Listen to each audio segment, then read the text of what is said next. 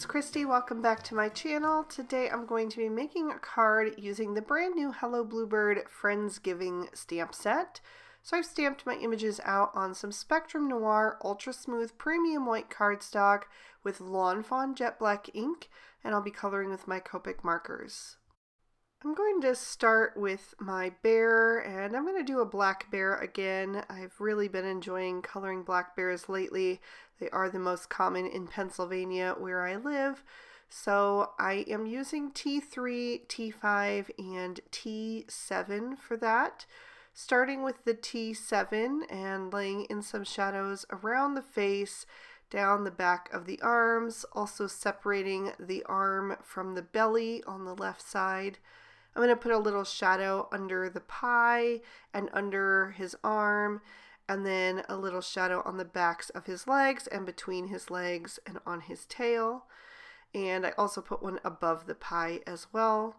And then I'm going to start blending that out with the T5. I'm going to connect that over his ears and then just go around and start to pull out that T7 a bit by coloring over the edge of that with the T5 and pulling this darker color into the mid-tone, just breaking up that harsh line so I get a nice smooth blend. And I think any of the gray families would look nice for a black bear, but I particularly like the tees because they're a nice combo between warm and cool colors, and I just think they look really nice for critters. I am going to do the raccoon in some different grays though, so I decided to go with the tees for the bear, and then we'll switch it up when we get to the raccoon, just so each critter has their own look. So I'm moving on to the T3 now and bringing that color even closer on the bear. I'm going to color him in pretty much completely with the T3. At the beginning I left a few extra places like on the top of his arms and paw for a highlight, but I ended up deciding to just use the T3 as the lightest on all of his body except for his face. On his face I wanted to get just slightly lighter around the eye so that it's really nice and visible, and it's also going to help me transition into the shades that I'm going to use later on his muzzle. So I did pull in the T1 for that, and I colored in the inside of his ears as well. And then I'm going to use those for the pilgrim hat in the raccoon's hand. I wanted the gray of the hat, or the black tones, to be different than the ones I use on the raccoon himself. So I'm going to use it on the hat. That's going to tie it in nicely somewhere else on the card, but then I can mix things up and do him in some different gray tones. So I'm just doing it the same way I did the bear. I am going to squeeze a tiny bit of the T1 at the top edge for a highlight. And then for the bear's muzzle, I went with E33, E35, and E37. I kind of wish I had gone one shade lighter and started with the E35 and ended with the E31, as it was a little dark and I didn't really like that transition between the brown and the black. So I pulled in a little E31 to soften those two together, and I did like that a lot better. And then I'm going to keep coloring with these brown tones and do the basket that the apples are in. So I'm going to do the rim coming in from each side, and then just picking a place on all of the woven parts to add this shading to with that E37. And I apologize for the sound of my voice again, guys. I'm still recovering from that nasty cold that I had that I'm just getting over, and I'm struggling to talk for any extended period of time. But I didn't want to miss any uploads and have you guys not have videos to watch. Also, if you don't upload, it messes with the whole YouTube algorithm and it can tank your channel very quickly. So I'm doing my best and trying to get this content to you guys. So hopefully you can just bear with me a little bit longer. So over on the left side of the basket, you can see that there's like a little half circle kind of behind the apple on the left. I decided to color it as the opposite handle, but I think you could also make it another apple as well that's just hiding behind the one in front. Totally up to you. I'm also going to throw a little bit of these brown tones onto the leaves. First I started with just two. I was going to do the leaves kind of different, but then I decided to do kind of a mix of the different colors I'll be using in this scene on all of the leaves. So I did go back and add a little bit of brown to the other two leaves. I just used the lightest two shades on those to give them a slightly different look. And then I'll go back to the E37 to color in all of the apple stems, both in the basket and the single one over on the side. And then I'm going to switch up to some orange tones. I'm going to use my favorite Fox combo, which is wire 12, wire 14, and wire 18. And I'm going to deepen it up with my latest addition, which is the E19 as well. Depending on what color palette I'm doing in a scene, sometimes I like to add the E19 in there. I think it just gives it a richer tone. And sometimes I like to keep it nice and bright. So it just depends on the card. This card is actually going to be taking place in the evening, like right at twilight.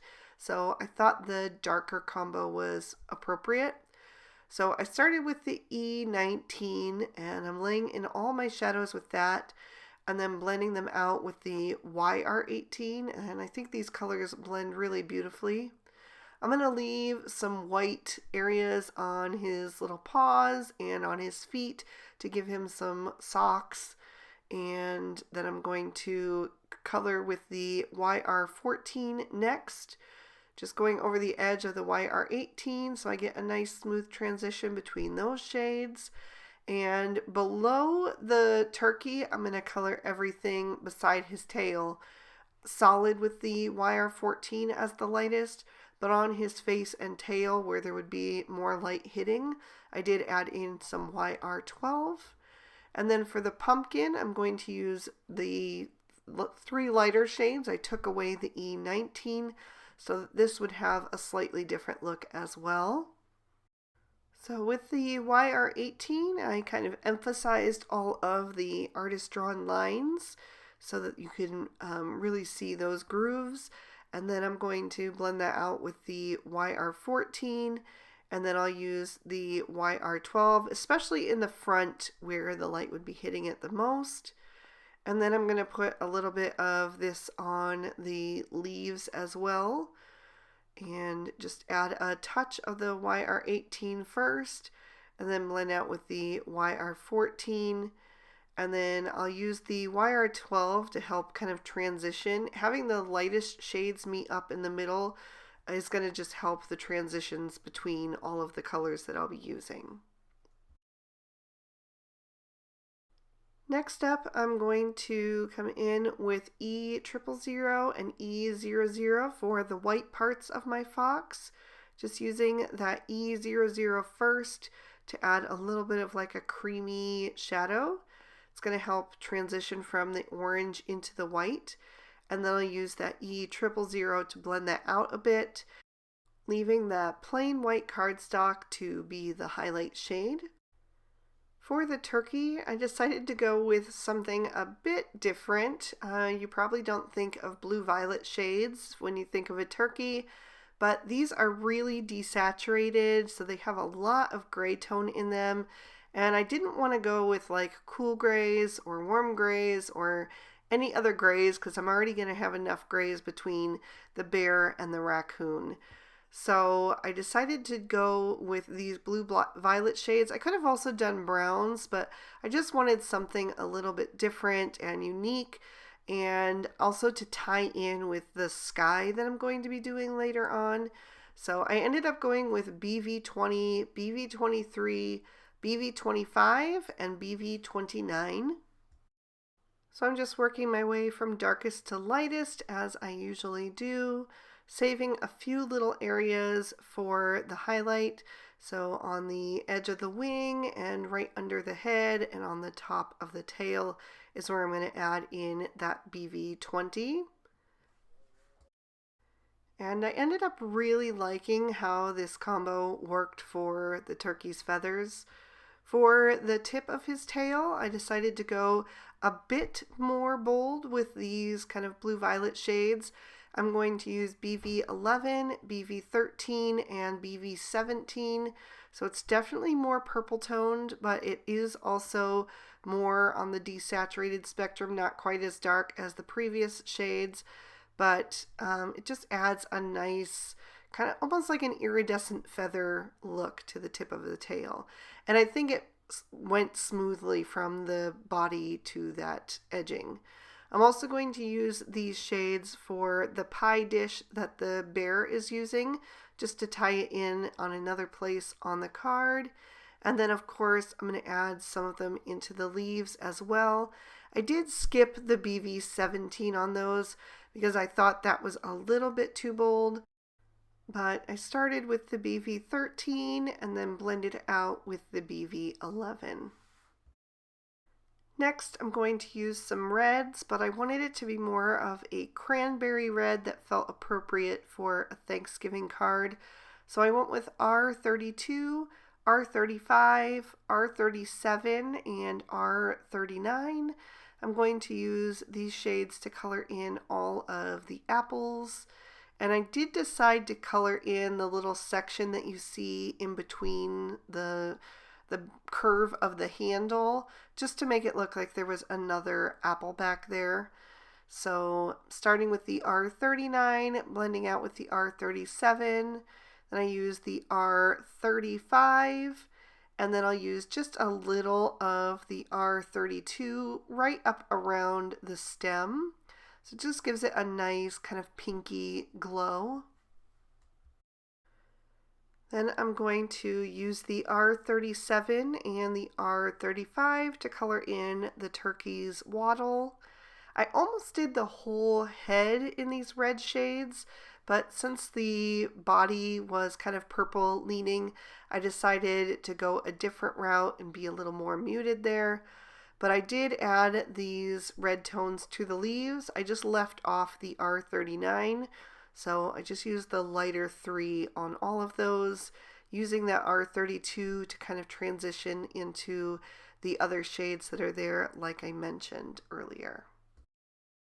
Moving over to my raccoon, because he definitely needs a bit of color, I'm going to use cool grays for him so that it really distinguishes from the toner grays that I used on the bear. So I'm using C0, C1, and C3. Starting with the C3 and laying in my shadows. And when I get to his tail, the easiest way to do a raccoon's tail is if you're starting with your lighter shades to just color the tail in solid and then come back and do the stripes later on. So that's exactly what I'm going to do. I blended out the C3 with the C1, and then I'll come in with the C0 to finish off the inside of his body, the highlights on his arms, and then the top edge of his tail. And then I'll switch up to C3, C5, and C7. So the darkest in my lighter combo has now become the lightest in my darker combo. I'm going to do the areas around his eyes, his little mask, and then every other stripe on his tail, starting with the one closest to the body. So I used the C7 first, especially on the mask. That way the C3, the lightest shade, can be what goes over the eyes to keep those nice and bright. And then also at the top of his tail, where that would be in the most light. Then I'm going to go with some more brown tones, some very pale brown tones for the turkey's head. I'm using E50, E51, and E53. Started with the E53 down the back of the head and then blended forward with the lighter 2 shades. And I'm going to use these for the pie as well. I put the E53 all around the scalloped edge of the crust, and then I'm blending up with the E51 and then the E50. And I also use the E53 for the pumpkin stem. And I got a little bit out of line with the pumpkin earlier, so I just used my colorless blender to push that color back in. And then I'll use R11 and R20 to color in the insides of my critters' ears and to give everybody some rosy cheeks. Just using the R20 first and then blending out with the R11. With the bear, I could have gone a little bit darker and used R22, but I decided not to on this card. It's tricky coloring rosy cheeks on darker critters. Sometimes it can be difficult to get the combo right. I went back to my YR14 for the turkey's beak, and then I'm using G43 and G46 for all of the leaves on my apple stems and also the leaf on my pumpkin.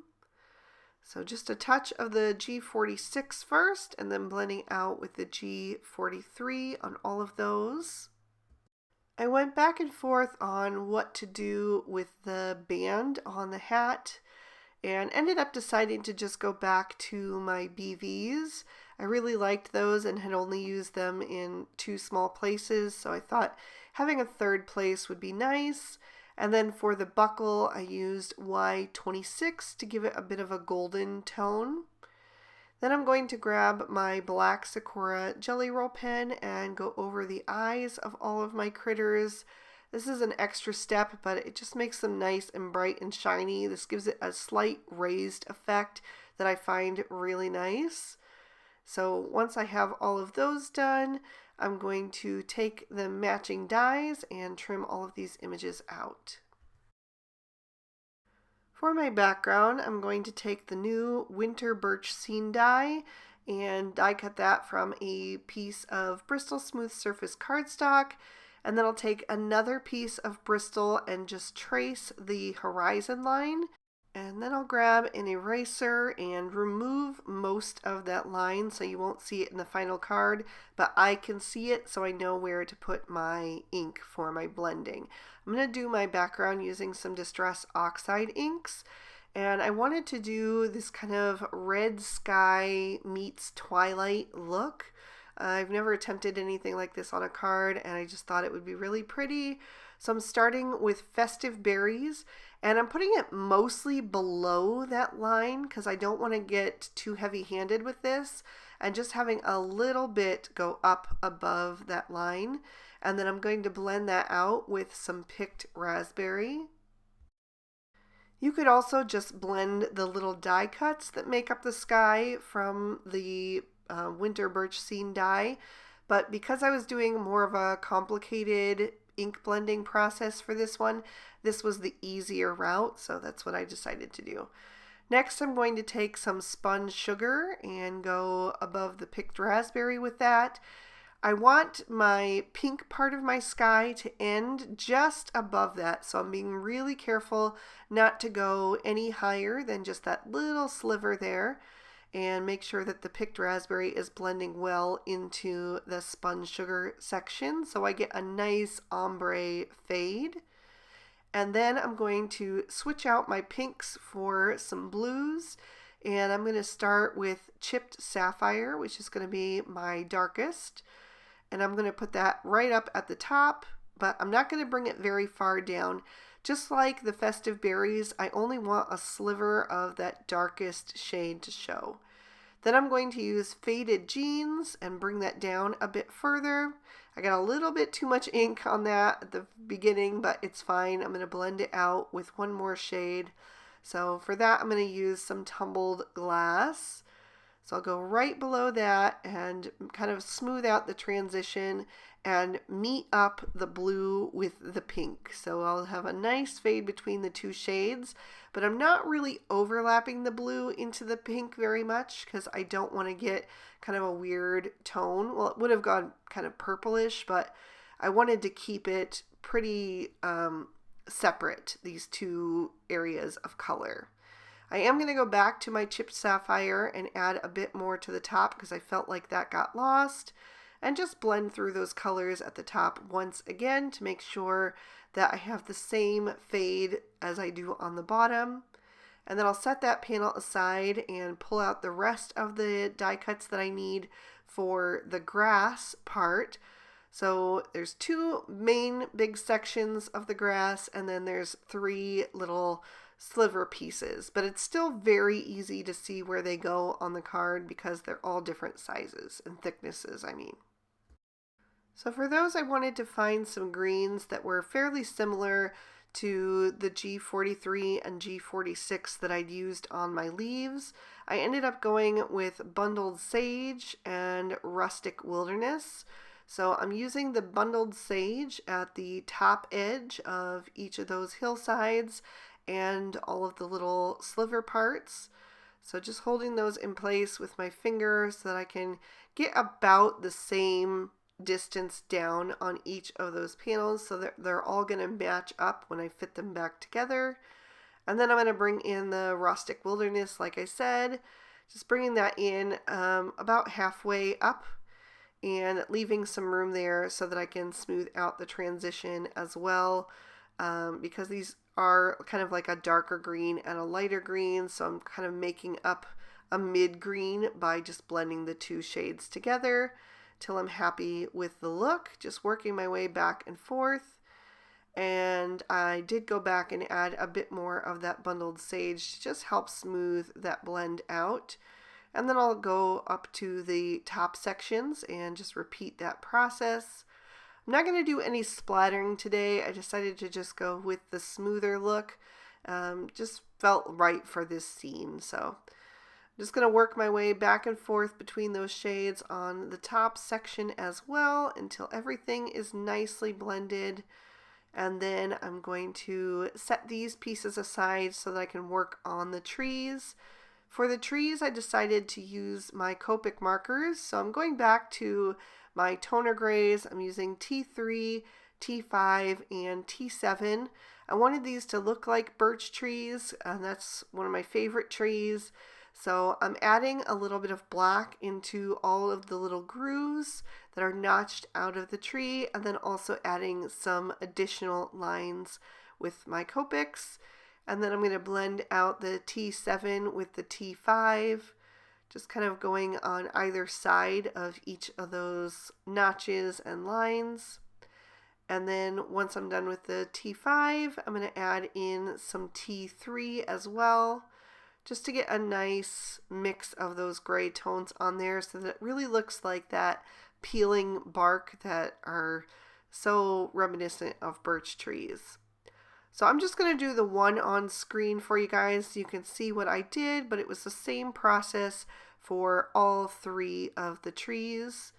And then once I have everything done, I'm ready to start assembling this little scene. So I'm going to take the frame and glue that to the background sky.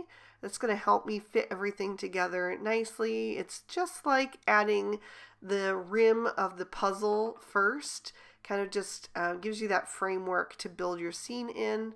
And then I can start from the bottom, adding in that large rolling hill. And then I'll take the next section. I'm just going to set it there for placement, but I'm going to work my way from the left to the right on this top part. So I'll take the side piece first, and then I'll take one of the birch trees. I like to keep the die next to me face up so I can use it as a guide where everything goes. You just have to remember that what you're doing is the reverse of the die when it's facing up. So next I'm going to grab that grass piece from the center, and that's going to fit in perfectly to that little notch in the birch tree. And I can see exactly where the next birch tree should go because there's another notch on the next side. This die is really well thought out to make it very user-friendly, which I just love. So next up is another grass piece, and I can tell from looking at the die that it's the wider of the two that are left. So I'm going to take that one and nudge that right up against the tree, and then I'll use my last birch tree. And right here I had a little bit of user error, and that's just that I pushed too hard on that tree, and so it slid a little bit. And that glue dries so fast that I had a hard time adjusting it already. So I did have to kind of peel it back up to fit it back into place. and then I could add the final sliver of grass. And then because I was working on Bristol smooth surface, I could wipe up that little bit of pink ink that I got at the bottom of the tree from kind of sliding my fingers across it with the wet glue on them. So now that that is done, I'm going to add that to my MISTI so I can stamp a sentiment right between the trees, and I'm going to use VersaFine Onyx Black ink because it works so good on Bristol smooth surface cardstock and also on the Distress Oxide inks. It just lays over them really nicely. I didn't ink it up very well the first time around. That was my fault. So I'm going to stamp that down a second time, and then because I'd stamped it twice, it was a little bit darker on the ends than it was in the middle. So I just inked up the center of the 4 and the Y in U one more time, and then it was pretty even. So I'm going to set that off to the side so I can also stamp on the inside of my card. I'm using Lawn Fawn Speckled Eggshell cardstock and Pumpkin Spice ink. And I'm going to take the squirrel image from the stamp set along with another leaf and the sentiment that says Happy Autumn Wishes. And just stamp that down a couple of times until it's nice and bold. And then I'm ready to start assembling everything. So I'm going to add some liquid glue to the back of the background, and then I'll adhere that to the front of the card. It's going to fit perfectly on an A2 size card. And just making sure the edges are lined up nice and straight there. And then I'll bring in my images. And I'm going to start with my bear. Since he's the largest, I typically like to start with the largest image first. And I'm going to have him on the left side, just overlapping that birch tree a tiny bit with his ear. And then I'm going to have the fox with the turkey over on the right side. And I'll just make sure that he's standing toward the top of the front hill so I can kind of stagger these critters a bit to fill up that space. And then the raccoon is going to go kind of between them down on the lower part of the front hill. I will take the apple basket and add that to the base of the birch tree on the left, just tucking it behind the raccoon's tail.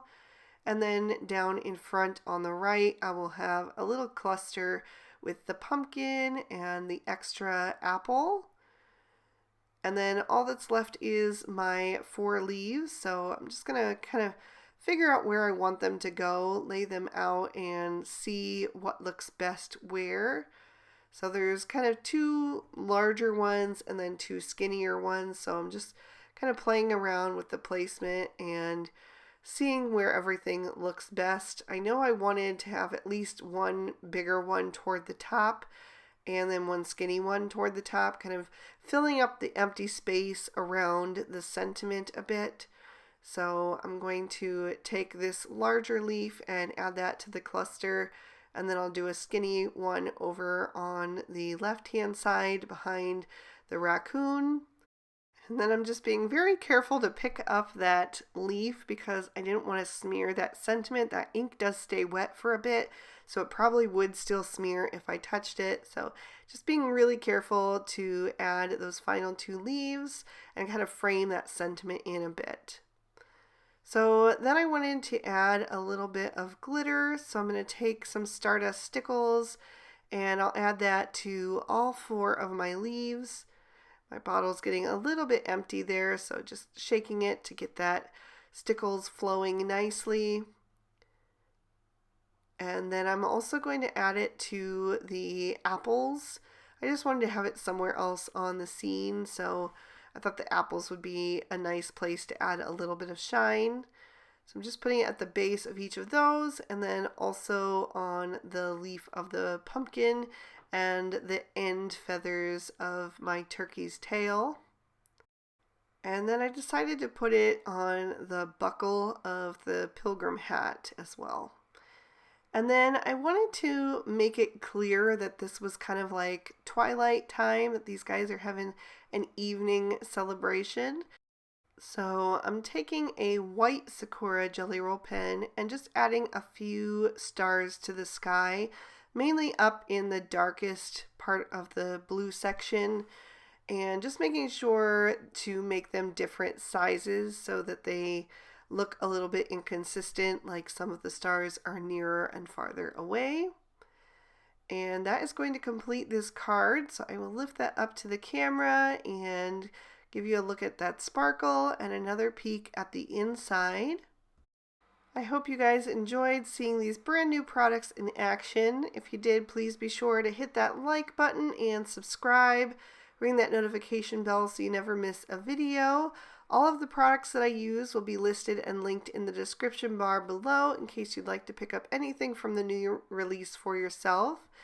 And if you'd like to keep watching, here are 2 extra videos I thought you might also enjoy. You can click on either one to check them out.